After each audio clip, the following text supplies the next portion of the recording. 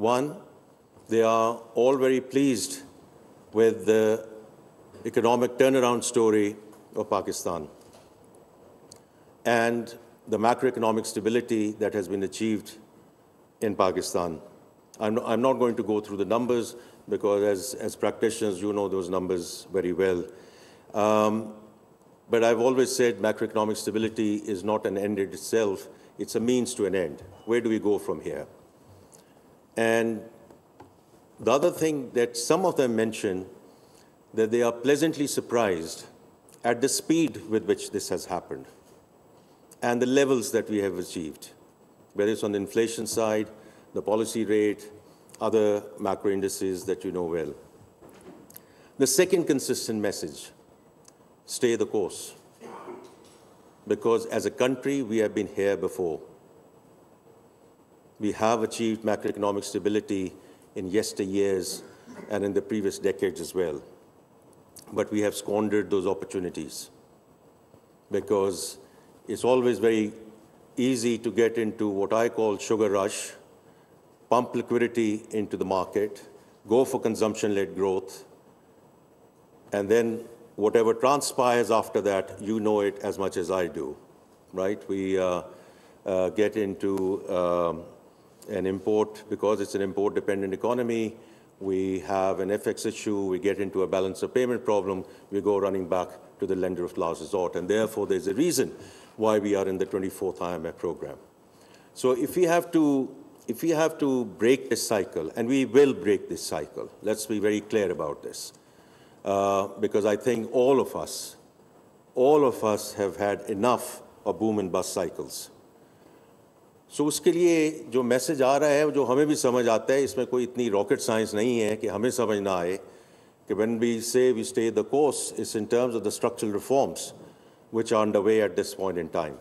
On the taxation side, people, process, technology, और ये मैं आपको बड़े यकीन से कह सकता हूँ कि टेक्नोलॉजी वाली जो ट्रांसफॉर्मेशन है, the end-to-end digitalization of FBR is being led by private sector.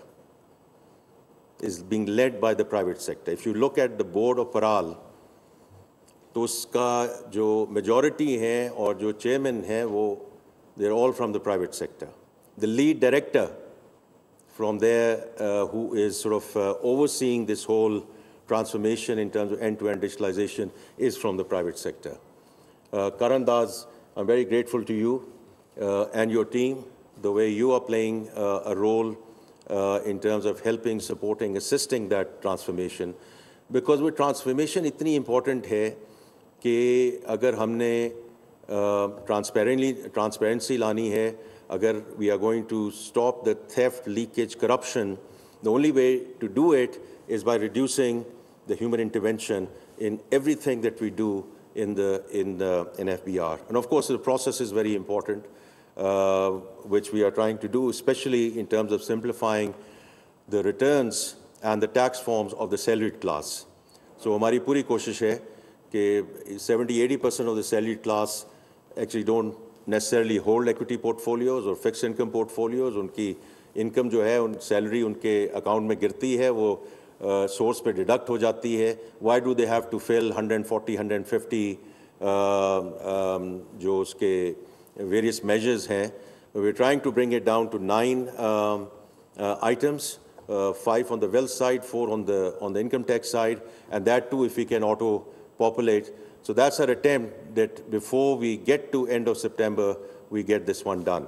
So इसमें काफ़ी जो reform है वो इसमें चल रही है. Energy side पे obviously Minister Lagari and Minister Ali Parvez are leading from the front.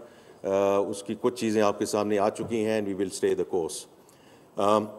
The SOE reforms, there are 24 SOEs which have been handed over to the Privatization Commission. This is one area where we did not do well last year, because it's also important to acknowledge where we do need to do more. So under the leadership of Advisor Mohammed Ali Saab, we are going to, accelerate that whole discussion. And as you know, PIA as a transaction has been relaunched. And we are very hopeful, inshallah, we will see it through the finishing line this time around. And then there are 3 discos. There are some FIs, and other institutions which are now with the Privatization Commission, and I'm sure you'll see traction on that front as well. Then on the public finance side, it's very important that जो भी हम कर रहे हैं, right sizing of the federal government, we are taking it in waves rather than a big bang approach. We will continue on that journey. Pension की बड़ी बात होती है, लोग भूल जाते हैं कि in the civil bureaucracy, as of July 1 of last year, every new colleague who's joining is on defined contribution. Because people say, where is the pension reform? Well, here is, we still have to deal with the stock, but we've at least stopped the bleeding. और इसी तरह काम शुरू होता है कि bleeding ख़त्म करें और फिर stock को उसको कोशिश करें कि उसको कैसे manage किया जाए. On the debt service side, that is the single largest expense item. पहली बात तो ये है कि government को अपना fiscal discipline लाना है. Fiscal discipline आएगा, borrowing कम होगी, debt servicing कम होगी. So it starts with us.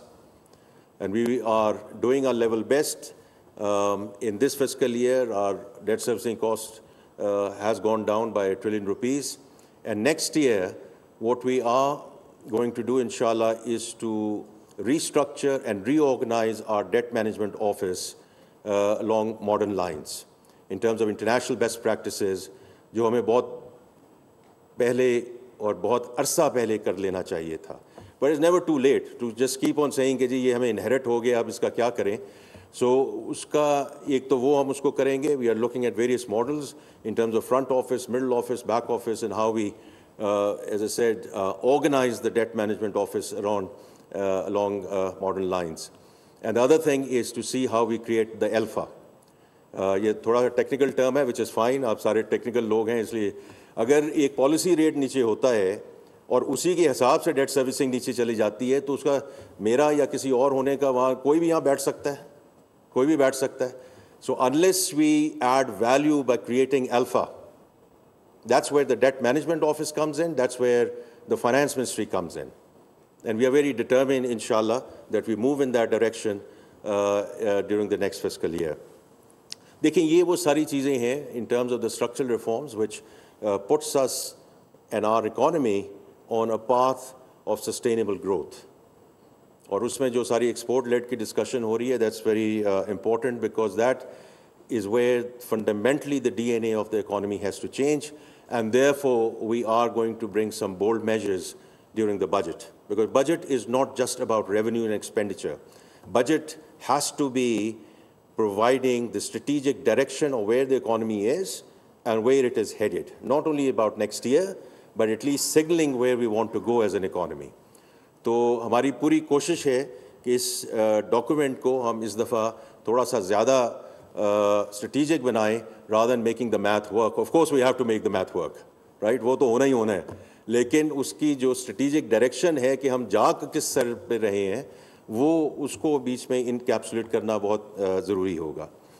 देखिए ये सारी चीज़ें जो मैंने अभी बात की है, this inshallah will put us on good stead over in the coming years.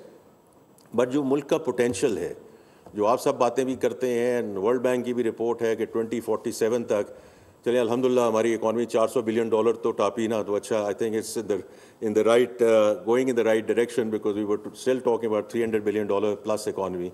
So I think that in itself is good news. But if we have to go towards a $3 trillion economy by the time we get to be 100, उसमें दो existential issues हैं.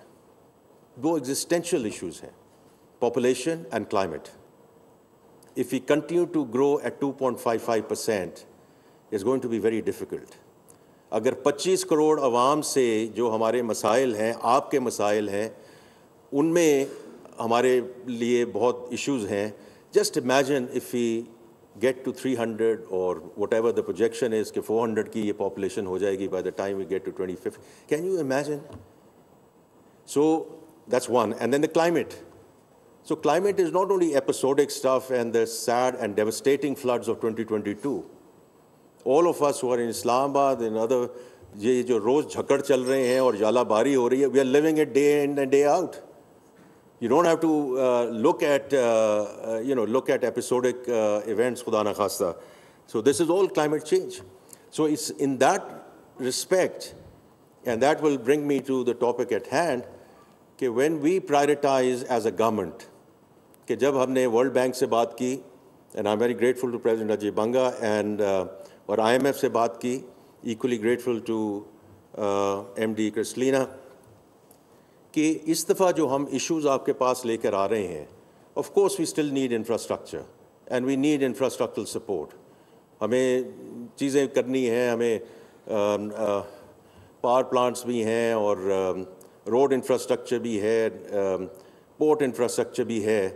But if we don't address the human capital and if we don't address the climate part of it, at least in terms of beginning to move towards adaptation financing, we're not going to get there. So the 10-year country partnership framework that we signed with the World Bank on 15th of January, 4 out of the 6 points deal with climate and population. On the population side, उसको और थोड़ा सा हम उसको granular लेकर आए हैं in terms of learning poverty, in terms of girls and women out of school, young women out of school. And the second thing is child stunting. So children under the age of 5, 40% of them stunted. Just imagine, just think about it. All of us are going to fade away. That's the leadership of this country. And if 40% is in that state, how can we move forward? How can we get talking about $1 trillion and $3 trillion? तो इसलिए हमने उसको इस दफ़ा prioritise किया कि हमें जो फंडिंग चाहिए, and this is not small. The 10-year country partnership framework is going to be $20 billion. And on the back of that, whatever IFC is going to do on the private sector side. And similarly, ये जो अभी 2 हफ्ते पहले हुआ है, and of course, these are very tense moments. Our armed forces and political leadership, the way they stood up against the aggression, the entire nation has celebrated it, and rightly so. But at the same time, there was no stone left unturned in terms of ensuring that the meeting does not happen. If the meeting does happen, then these items are not on the agenda. Whether it's the second tranche under the EFF and the RSF of $1.3 billion in terms of our climate resilience facility. But alhamdulillah, we are beyond that. और हमारा case जो है वो merit पे discuss हुआ, merit पे decide हुआ. तो I think it's very important कि अब हमने इन चीज़ों को प्रायोरिटाइज किया है. And the world understands it that the country needs this in terms of the human capital and the climate bit of it. Now that's where all of you come in, because I think we have once again centers of excellence in verticals. इस मुल्क की जो corporate philanthropy है वो कमाल की है. Health and education in number of ways is because of the corporate philanthropy. There's no two ways about it. In the NBFI space, they're all doing whatever you are doing, and I would say keep on doing, right? Because everything matters. But the reality is what? और फिर जो government है वो भी allocate करती है, the social protection program, because when people go below the poverty line, this year as well, the Benazir Income Support Program will see a large delta as we go into the next fiscal year. So all of us are contributing in our own ways.